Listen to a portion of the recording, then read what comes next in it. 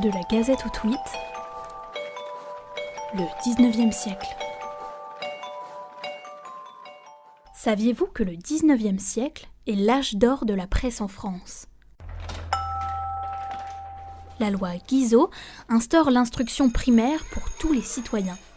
Puis l'école devient obligatoire de 6 à 13 ans avec les lois de Jules Ferry.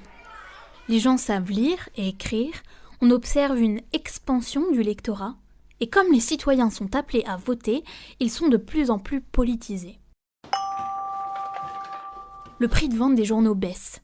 Le 19e siècle, c'est aussi l'introduction de capitaux dans l'entreprise de la presse. Les techniques de l'imprimerie progressent, avec l'invention de la rotative qui permet d'imprimer en continu. Les chemins de fer se développent, les fils télégraphiques aussi, et puis c'est l'apparition du fameux téléphone. Grâce à ces nouvelles inventions, ou ces améliorations, les premières agences de presse sont créées. Elles permettent d'avoir un réseau de correspondants qui implique une transmission d'informations plus grande et plus rapide. À la fin du 19e siècle, 42 quotidiens parisiens tirent presque 5 millions d'exemplaires par jour. Le grand changement, c'est qu'à présent, l'information prime sur les opinions. Et les quotidiens créent des suppléments illustrés.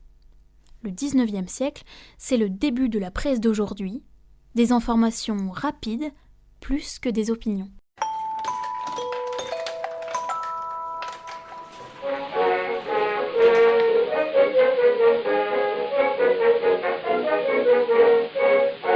Je suis le chef d'une joyeuse famille. Depuis longtemps j'avais fait le projet d'emmener ma femme, ma soeur, ma fille voir la rue du 14 juillet.